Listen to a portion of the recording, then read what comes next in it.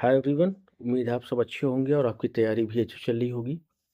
आज हम आपके LT grade mains answer writing के लिए पर्ची शैली के कुछ क्वेश्चन आंसर के साथ में हाजिर हैं। हमारे सिलेबस में इनकी दो पोएम्स जिनको ओड कहिए, तो पहली है टू आ स्काई लार्क और दूसरी कौन सी है, ode to the west wind. ठीक है, ये दोनों हमारे सिलेबस में मौजूद है।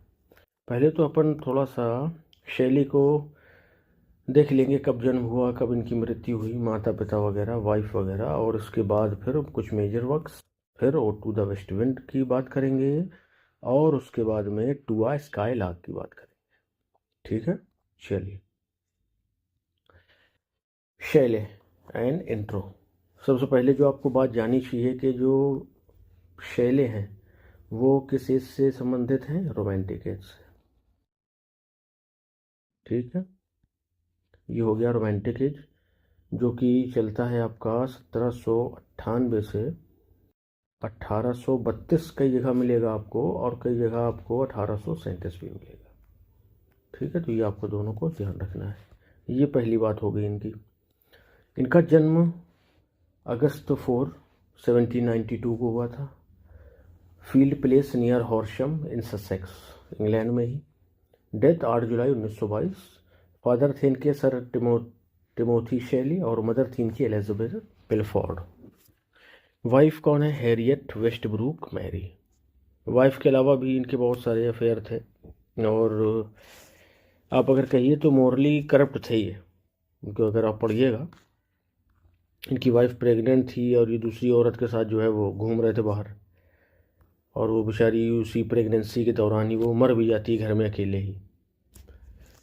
चलिए, तो इम्पोर्टेंट वर्क देख लेते हैं। Queen Mab, Alastor 1816, the revolt of Islam, Julian and Maddalo, the Cenci a tragedy. ये सारे वर्क हैं इनके जो हमें पढ़ने हैं ना, जो वो कौन से पढ़ने हैं हमें, ये इनका एक बहुत इंपॉर्टेंट वर्क है, बल्कि दोनों कहिए, ये दोनों, प्रोमेथ्यूज एंड बाउंड और a defence of poetry.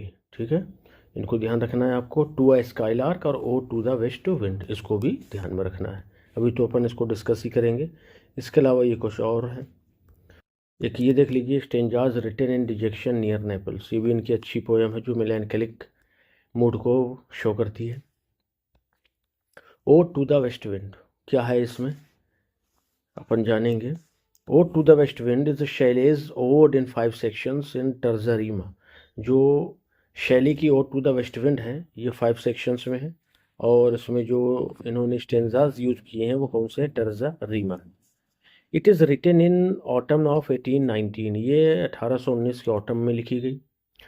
Published in 1820, 1820 में इसको पब्लिश किया गया। द पोएट, अब यहाँ से इसकी आप थीम समझ लीजिए। The poet presents it's appearance, इसकी अपीयरेंस को कवि बताता है, इट्स एक्शन, इसके कार्यों को, एंड इट्स मैसेज, और इस विंड के, वेस्ट विंड के मैसेज को भी हमें कन्वे करता है या कराता है। Its appearance is wild and tempestuous, इसकी जो अपीयरेंस है ना वो बड़ी वाइल्ड है, ख़तरनाक कह सकते हैं आप। और टेम्पेस्टुअस का मतलब होता है बहुत ज़ोरदार, फुल ऑफ पावर, जिसमें डिस्ट्रक्शन का पावर हो, उसके लिए यूज़ करते हैं उसको। Its action reveals itself as a preserver and destroyer, ये अच्छा है, इसको समझिएगा। जो अगर इससे ode to the west wind से क्वेश्चन आएगा तो ये आपको लिखना पड़ेगा उसमें। इट्स एक्शन रिवील्स, इसके जो कार्य हैं वो रिवील करते हैं क्या, कि ये इट्स सेल्फ, ये स्वयं में क्या है, प्रिजर्वर भी है और डिस्ट्रॉयर भी है। कैसे, प्रिजर्वर मतलब संरक्षित रखने वाली, बचाने वाली, और डिस्ट्रॉयर मतलब बर्बाद करने वाली। दो ऑपोजिट पावर्स जो हैं इसके पास हैं। It drives the dead leaves, देख लेते हैं, अगर आगे इन्होंने बताया तो ठीक, नहीं अपन इसको डिस्कस करेंगे। It drives the dead leaves, ये सूखी पत्तियों को, डेड लीव्स सूखी पत्तियों को उड़ा ले जाती है। इट कैरीज द सीड्स, इसके साथ साथ ये बीजों को भी उड़ा के ले जाती है। And deposits them so that, और उन्हें डिपोजिट कर देती है एक जगह, मतलब डिपोजिट नहीं, ठीक है, स्कैटर कहना चाहिए, फैला देती है अलग अलग जगहों पर ज़मीन पर। तो क्या होता है, दे में स्प्राउट अगेन, ताकि, सो दैट, ताकि दे में स्प्राउट अगेन, वो फिर से उग सकें, फल सकें, फिर वो लोगों को फ़ायदा पहुंचाने के लिए उनको ज़िंदगी मिल जाए। व्हेन स्प्रिंग कम्स, और जब बाहर आ जाए तब, यानी जब ये हवा चलती है तो क्या करती है कि सूखी पत्तियों को उड़ा करके बर्बाद कर देती है, यहाँ वहाँ फैला देती है और उनका जो है जीवन ख़त्म हो जाता है। उसके उलट जब ये बीजों को उड़ाती है ना तो इन्हें जा कर के ज़मीन में यहाँ वहाँ बिखेर देती है, जिससे उनके दोबारा जन्म लेने यानी दोबारा उनके पौधे बनने के चांसेस बढ़ जाते हैं। The wind is the trumpet of prophecy, ये जो विंड है ये प्रोफेसी की ट्रम्पेट है, भविष्यवाणी की ट्रम्पेट है। If winter comes can spring be far behind, ये कहते हैं कौन, शैले हमारे कि क्या यदि विंटर कम, अगर ठंड आ जाती है, शीत आ जाती है या शीत ऋतु आ जाती है तो can spring be far behind, तो क्या स्प्रिंग बसंत ऋतु क्या पीछे रह जाएगी। The message is the message of hope, इसमें जो मैसेज है ना वो आशा का मैसेज है। The poem demonstrates Shelley's minute observation of nature, और ये जो पोएम है डिमॉन्स्ट्रेट वो हमारे सामने प्रकट करती है शैलेज माइन्यूट ऑब्जर्वेशन, शैले के बहुत माइन्यूट ऑब्जर्वेशन को, निरीक्षण को, नज़र को ऑफ नेचर, प्रकृति पर, प्रकृति में क्या कब होता है, कैसे कौन सी ऋतु कब आती है, उससे क्या चेंजमेंट आते हैं, ये सारी चीज़ें। एंड हर ऑब्जेक्ट्स, और उसके ऑब्जेक्ट्स पर भी गहरी नज़र रखते हैं।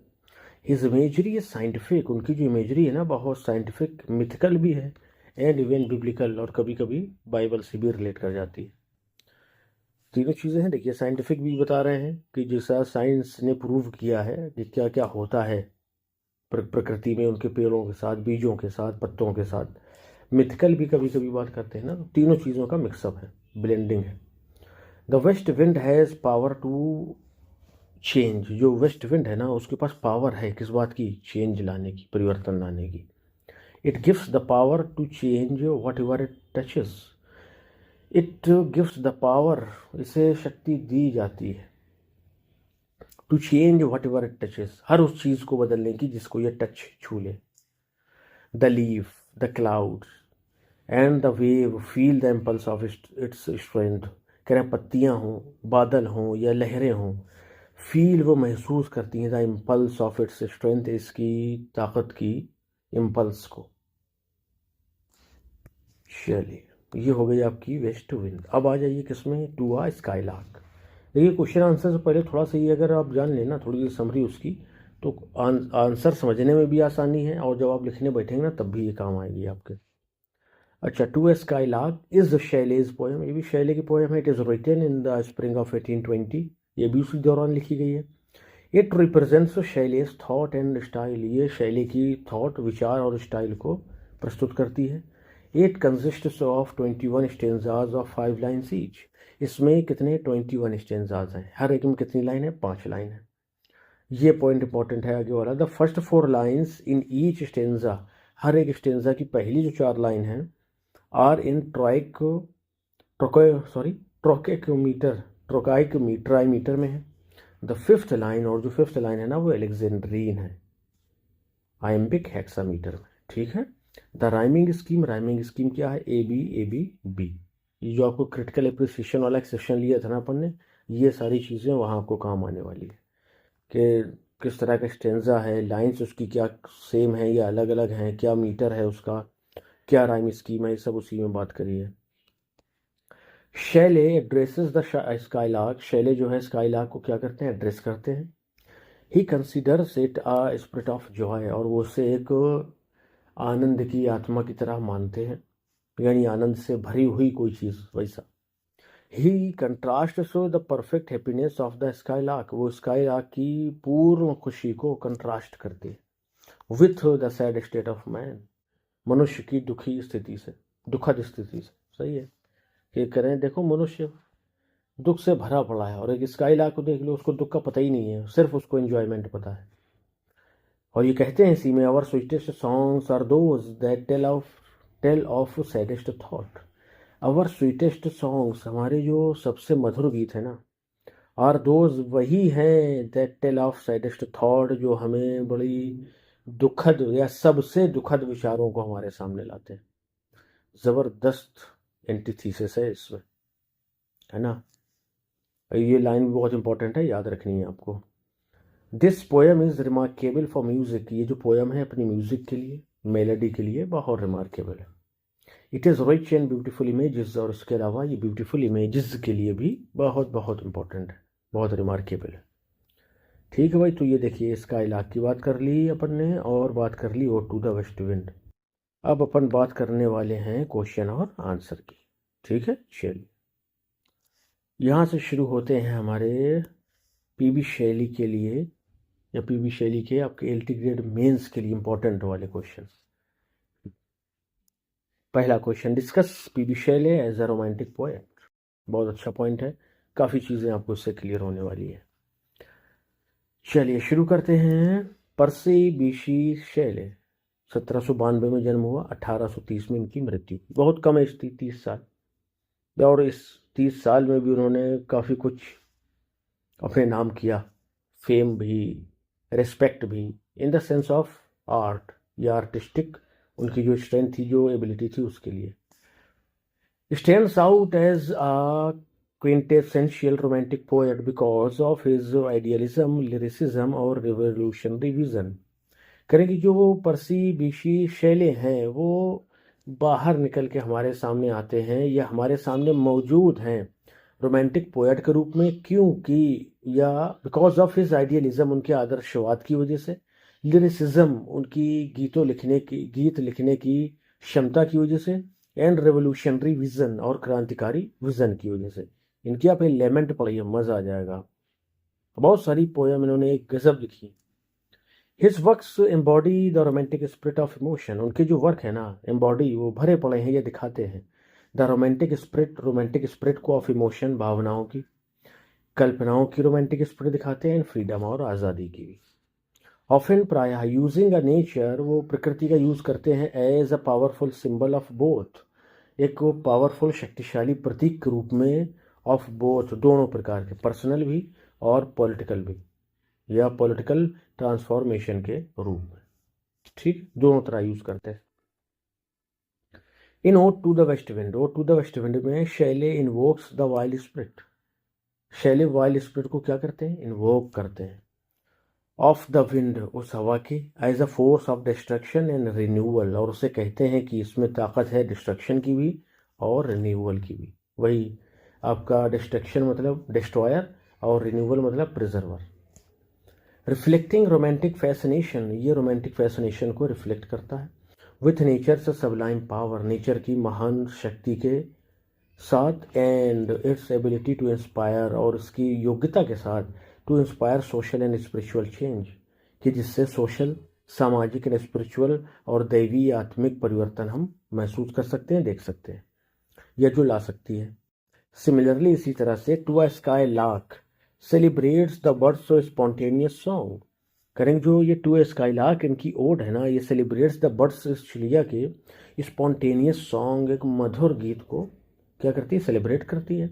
अब मेटाफर, ये एक मेटाफर है फॉर प्योर जॉय, एक पाक या शुद्ध खुशी का, क्रिएटिविटी का, एंड ट्रांसेंडेंस और ट्रांसेंडेंस का। Showing Shelley's gift for lyrical intensity, showing Shelley's gift for lyrical intensity, और ये दिखाती हैं दोनों पोएम्स कि शैले के अंदर जो लिरिकल इंटेंसिटी है और इमोशनल डेप्थ है ना, वो किसी दूसरे में आपको नहीं मिलेगी। मतलब ये कहते थे इनको क्या कहा जाता था, गॉड गिफ्टेड, इसी तरह का कुछ इनके लिए एक फ्रेज स्विनबर्न ने यूज़ किया, बहुत ज़बरदस्त, आगे मिलेगा किसी ना किसी क्वेश्चन में। मतलब गॉड गिफ्टेड कहा जाता था इनको लिरिक राइटिंग में, पोएम राइटिंग में, कि इनकी जो इसमें लिरिक और पोएम में जो म्यूजिकलिटी रहती थी ना, वो कहीं बड़ी मुश्किल से मिलती है वो दूसरों में। हिज फेमस सोनेट, उनकी जो फेमस सोनेट है ना, ओजिमेंडियास क्रिटिक्स टायरेनी, वो टायरेनी को क्रिटिसाइज करती है। And the fleeting nature of power, और शक्ति के फ्लीटिंग नेचर की बात करती। फ्लीटिंग मतलब फ्लीटिंग नेचर, ऐसा नेचर या ऐसी प्रकृति जो फ्लीटिंग, घटती जाती हो। यानी आज तो किसी के पास बहुत पावर है, आने वाले 10 सालों में बिल्कुल हो सकता है ख़त्म हो जाए। फ्लीटिंग नेचर ऑफ पावर, ज़बरदस्त कहा है इसको इन्होंने। embodying romantic opposition to the operation and belief in the impermanence of human pride before the vastness of time and nature in अच्छा, काफ़ी लंबा खींच दिया सेंटेंस। चल, एम्बॉडीइंग ये दिखाती है रोमांटिक अपोजिशन को टू ऑपरेशन, ऑपरेशन के प्रति, एंड बिलीफ और विश्वास के प्रति, इन इम्परमानेंस, ये परमानेंस का ऑपोजिट है, यानी ऑफ ह्यूमन प्राइड। करेंगे जो मानव का क्या है, प्राइड है ना, वो इम्परमानेंस है, परमानेंट तो ही नहीं है, आज है कल नहीं होगा।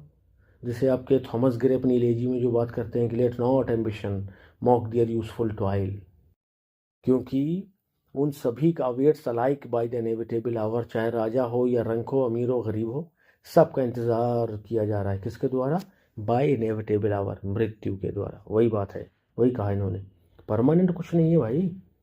Before the vastness of time, समय के वास्टनेस के सामने, यानी सीधे कह दीजिए समय के सामने, एंड नेचर और प्रकृति के सामने। आज आपका समय कल दूसरे का आएगा, आज आपके पास ताकत है कल दूसरे के पास होगी, आज उसके पास पैसा है कल आपके पास होगा, तो चक्र चलता ही है। कोई एक परमानेंस यहाँ पे नहीं है, या कोई भी व्यक्ति परमानेंट नहीं है। In Adonais an elegy for Keats, जो कि किड्स के लिए एक एलेजी है। Shelley combines personal grief, Shelley जो है पर्सनल ग्रीफ को कंबाइन कर देते हैं विथ द विजन ऑफ, एक विजन के साथ में, ऑफ इमोर्टेलिटी, अमरता के, अमर होने के, थ्रू आर्ट एंड स्पिरिट, अपनी कला और स्पिरिट, आत्मा के द्वारा। Reinforcing romantic ideals of imagination and eternity, reinforcing प्रकट करते हुए रोमांटिक आइडियल्स को, आदर्शों को, ऑफ इमेजिनेशन कल्पना के, एंड इटर्निटी और शाश्वतता के। ये रोमांटिसिज्म की खास बातें हैं, तो ये सारी इनके एडोनिस में देखने को मिलेंगी। अच्छा, आगे देखिए, शैले का जो वर्क है वो कौन सा आपका, longer work, Prometheus unbound, reflects दिखाता है हिज रेडिकल रियलिज्म, अपने रेडिकल आइडियलिज्म को, आदर्शवाद को, पोर्ट्रेइंग द स्ट्रगल, और ये पोर्ट्रे करता है स्ट्रगल को, किस किस के बीच जो चल रही है, struggle against टायरेनी and Trump of hope, करेंगे जो स्ट्रगल है ना, जो चल रही है टायरेनी के खिलाफ, राक्षसपन के खिलाफ, क्रूएल्टी के खिलाफ, and the Trump of hope, और जीत की आशा के खिलाफ, एंड ह्यूमन फ्रीडम, और मनुष्य की आज़ादी के खिलाफ। अलाइंग हिम, उससे अलाइन करती हैं ये चीज़ें विथ रोमांटिक फेथ, रोमांटिक विश्वास के साथ, इन प्रोग्रेस, प्रोग्रेस में, एंड लिबरेशन, और आज़ादी में भी। दो, यद्यपि अनएप्रिशिएटेड इन हिज लाइफ टाइम, अपने लाइफ टाइम में तो इनकी उतनी तारीफ नहीं हुई है, शैलीज विजनरी इमेजिनेशन, शैली की विजनरी इमेजिनेशन की, रेडिकल थॉट्स की, एंड लिरिकल मास्टरी की, और फिर बाद में इनकी जो ये सब चीज़ें हैं ना, इन्फ्लुएंस्ड पोइट्स, करेंगे ज़िंदगी में तो लोग वैसे भी कम वैल्यू देते हैं, चाहे वो राइटर हो, पोएट हो, इनको थोड़ा सा जब ये इनके काम जो है फैलते हैं ना, जो इनके वर्क्स हैं, पोएम्स हैं, तो फिर इनको जो है लोग जानना शुरू करते हैं, उनको मानना शुरू करते हैं। इसको फिर से देखिएगा, इसको अपन यहाँ पर से जोड़ेंगे आके, इन्फ्लुएंस्ड से, शैलीज विजनरी इमेजिनेशन, शैली की जो विजनरी इमेजिनेशन है ना, और रेडिकल जो थॉट है एंड लिरिकल मास्टरी है, इन्फ्लुएंस्ड, उसने प्रभावित किया किसको, यीट्स को, जिन्होंने क्या लिखी, द सेकेंड कमिंग लिखी, ज़बरदस्त पोएम। ब्राउनिंग को, जिन्होंने क्या लिखा, द लास्ट डचेस लिखी। और स्विनबर्न, ये स्विनबर्न वो है जिन्होंने इनके लिए वो एक फ्रेज कहा था, अभी देखिए शायद कहीं मिले। His works clearly embody romanticism reaction, करेंगे उनके वर्क्स में रोमांटिसिज्म का असर बिल्कुल साफ दिखता है। अगेंस्ट किसके खिलाफ, न्यू क्लासिकल रेशनलिज्म के खिलाफ, celebrating emotion, individuality and the sublime. ठीक है, दस इस प्रकार से Shelley remains one of the most powerful voices of romantic movement, Shelley जो है वो बने रहते हैं रोमांटिक मूवमेंट की one of the most powerful voices, voice में से एक। इनके थोड़े से, क्योंकि ये जो रोमांटिक एज की ख़ास बातें हैं ना, कैरेक्टरिस्टिक्स है ना, या आप ये समझिए कि हर एज की, चाहे वो रेनेसां हो, रोमांटिक एज हो, रेस्टोरेशन हो, या आपका ट्रांजिशनल पीरियड हो, वेस्टर्न पीरियड हो, इन सारी की, और विक्टोरियन और रोमांटिक, ये सारी एजेस की जो कैरेक्टरिस्टिक्स है ना, वो आपको बिल्कुल रटी होना चाहिए अच्छे से। कहीं भी कोई भी आंसर आप लिखेंगे तो उनको थोड़ा सा अगर आप लेकर साथ में चलेंगे ना, तो बड़ा अच्छा रहेगा। अगर उनको दर्शाते चलेंगे तो आपके एग्जामिनर को ये महसूस होगा कि यार बंदे ने बड़ी गहराई से पढ़ाई करी है। ठीक है, तो ये सारे कुछ पॉइंट्स हैं जो आपको हमेशा ध्यान में रखने हैं। Discuss P B. Shelley as a lyric poet. P B. Shelley को एज अ लिरिक पोएट आप डिस्कस करिए कि उन्होंने जो लिरिक्स लिखे क्या जादू दिखाया उसमें, क्या कमाल किया उन्होंने। चलिए बता देते हैं। तो पी.बी. शैले जो कि 1792 में जन्मे और 1822 में इनकी चारों की मृत्यु हो गई। इज़ यूनिवर्सली रिगार्डेड, उन्हें यूनिवर्सली ही माना जाता है as one of the greatest lyric poets in English literature. English literature के one of the greatest lyric poets के तौर पर बताइए। His lyricism arises from a spontaneous and musical expression of emotion. उनका जो लिरिसिज्म है ना वो उठता है फ्रॉम ए स्पॉन्टेनियस, एक फ्लो में बहने वाले, एंड म्यूजिकल एक्सप्रेशन के साथ में ऑफ इमोशन, भावनाओं के। यानी जब आप उसको गीतों को पढ़ेंगे ना इनके, तो वो भावनाएं आपको हिलाने की क्षमता रखती है, वो आपको महसूस कराएंगी अपने को। Both individual and private combined with an intensity that touches the heart. करें चाहे वो इंडिविजुअल हो या वो प्राइवेट हो, कंबाइन विथ एन इंटेंसिटी, उसमें एक ऐसी इंटेंसिटी, उत्तेजना रहती है दैट टचेस द हार्ट, जो दिल को छूती है। फॉर शैले, शैले के लिए lyricism is natural and unforced. Shelley के लिए लिरिसिज्म जो है वो बिल्कुल कैसा है, नेचुरल है और अनफोर्स है, मतलब उनको आता ही है, नेचुरल है उनके अंदर, उनको बहुत एफर्ट करने की ज़रूरत नहीं पड़ती है। शायद इसी क्वेश्चन में वो आपको फ्रेज मिलने वाला है, like the colour of the flower. ये क्या ज़बरदस्त तुलना करिए, जैसे फूल का रंग जो है ना प्राकृतिक होता है, वैसे ही लिरिसिज्म जो है वो शैली के लिए कैसा था, गॉड गिफ्टेड था, नेचुरल था। And this quality makes his poetry eternally fresh. और ये जो क्वालिटी है ना उनकी पोइट्री को इटरनली फ्रेश, हमेशा के लिए तरोताज़ा बनाती है या हमेशा नई रहने वाली बनाती है। The most striking element of Shelley's lyricism is individual emotion. करें कि जो शैले के सब लिरिसिज्म में, गीतों में आपको सबसे स्ट्राइकिंग जो एलिमेंट मिलेगा ना, वो इंडिविजुअल इमोशन है, एक व्यक्तिगत भावना। His poems often spring from philosophical, social और पॉलिटिकल मेडिटेशंस। उनकी जो पोएम है ऑफन स्प्रिंग, वो अक्सर निकल के आती हैं या तो फिलोसॉफिकल, सोशल और पॉलिटिकल मेडिटेशंस से, ध्यान से। As seen in Prometheus unbound, जैसा कि आप वो प्रोमेथ्यूज एंड बाउंड में देख सकते हैं, वेयर ही मर्जेज, जहाँ पर वो मर्ज कर देते हैं थॉट को विद पैशनेट फीलिंग, एक जुनूनी भावना के साथ। Equally powerful is his private emotion, और उनका प्राइवेट इमोशन भी इतना ही पावरफुल है, which ranges from moods of delight in poems, जो कि रेंज करता है फ्रॉम मूड्स ऑफ डिलाइट, खुशी के मूड से लेकर के इन पोएम्स, कविताओं में, like to the spirit of delight to deep melancholy तक, यानी मूड्स ऑफ डिलाइट से लेकर के मूड्स ऑफ डीप मेलानकली तक ये इनकी रेंज है, और ज़बरदस्त गहराई वाली रेंज है, छोटी मोटी नहीं। एलेमेंट, बहुत ज़बरदस्त मेलानकलिक टोन है इसमें। Ode to the west wind, ये इसके एग्जाम्पल है। In the latter his personal cry, I fall upon the thorns of life, I bleed, shows the poignancy of his inner suffering. गजब बात है। इन द लेटर, बाद में, his personal cry, उनकी जो व्यक्तिगत विलाप करना है ना, रोना है, और वो कहते हैं कि आई fall upon the thorns of life, मैं ज़िंदगी के कांटों में फंस चुका हूँ, उनसे घिर चुका हूँ। आई ब्लीड, मेरा खून बह रहा है, मेरी जान निकली जा रही है। Shows the poignancy of his inner suffering, उनके इनर सफरिंग या उनके आंतरिक कष्टों की पोइग्नेंसी को दिखाते हैं। Another hallmark of Shelley's lyricism is his musical quality. करेंगे जो दूसरा हॉलमार्क है ना शैले के लिरिसिज्म में, गीतों में, वो उनकी म्यूजिकल क्वालिटी है, ऑटोमेटिक म्यूजिक निकलता है शब्दों से। His verse flows with unmatched melody, उनकी जो वर्स है ना फ्लोज, वो बहती जाती है अनमैच्ड मेलोडी, एक अनमैच मेलोडी से। Earning him Swinburne's praise, perfect singing god, हाँ ये है वर्ड वो, यानी उन्होंने स्विनबर्न ने क्या कहा कि ये परफेक्ट सिंगिंग गॉड है भाई, शब्दों में ही म्यूजिक को दे देता है मैं ये। To a skylark is perhaps his most musical lyric, और आप कहिए तो जो ये टू अ स्काईलार्क है ना, वो इनकी शायद सबसे ज़्यादा म्यूजिकल लिरिक है।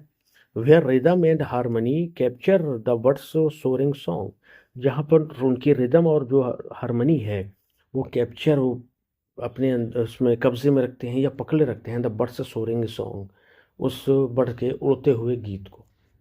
And the poets longing for ideal Joy, और कवि की लॉन्गिंग आशा को, फॉर आइडियल जॉय एक आदर्श खुशी के लिए। फाइनली और अंततः Shelley's lyrics are mark by simplicity and rapture, Shelley के जो गीत हैं ना वो सिंप्लिसिटी से भरे हुए हैं और रैप्चर मंत्र मुग्धता से भरे हुए हैं। मतलब आप सुने तो आप बस मंत्र मुग्ध हो जाइए उनमें। Qualities that enhance universal appeal, ये वो गुण हैं जो इन्हेंस यूनिवर्सल अपील को क्या करती हैं, बढ़ाती हैं। अनलाइक मेनी बहुत सारे अनलाइक मेनी दियर कंटेम्प्रेरीज, करेंगे अपने बहुत सारे कंटेम्प्रेरीज से अगर उसकी तुलना करिए तो ही फ्यूज्ड सिंप्लिसिटी, वो अकेलौता व्यक्ति मिलता है, कवि मिलता है या शैली मिलते हैं जो कि फ्यूज़ करते हैं किसको, सिंप्लिसिटी को, स्पॉन्टेनिटी को एंड इंटेंसिटी को एक साथ। Creating songs that feel both personal and prophetic, ऐसे गीतों को क्रिएट करने के लिए जो व्यक्तिगत भी लगते हैं और प्रोफेटिक भी लगते हैं। ज़बरदस्त। In conclusion, Shelley's in spontaneity, passion and musicality and emotional depth establish him as the supreme lyric poet of romantic age। करें कि उनके शैली की जो पोइट्री है, जो म्यूज़िक सॉरी लिरिसिज्म है ना उनका, जो वो उसमें स्पॉन्टेनिटी जो है, जो जुनून है, म्यूज़िकलिटी है और जो इमोशनल डेप्थ है, उनको रोमांटिक एज के सुप्रीम लिरिक पोएट बनाता है। हु सॉन्ग्स रिमेन टाइमलेसली मेलोडियस, जिनके सॉन्ग्स टाइमलेसली बिना समय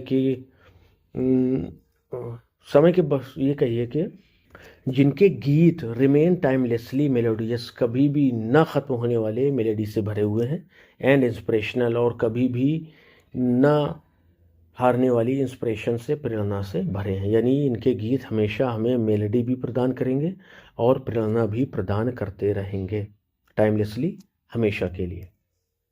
ठीक है भाई, तो ये हमने क्या क्या देख लिया, शैली का इंट्रो देखा थोड़ा सा, और ode to the west wind की थोड़ी सी थीम देख ली, और टू ए स्काईलार्क की, और इसके अलावा हमने 2 क्वेश्चन भी शैली के लिए डिस्कस कर लिए उनकी पोइट्री से रिलेटेड। अगला सेशन क्वेश्चन नंबर 3 से शुरू होगा। चैनल में बने रहिए। और LT ग्रेड की आप तैयारी अगर कर रहे हैं तो आपके लिए प्लेलिस्ट जो है वो यूट्यूब पर मौजूद है।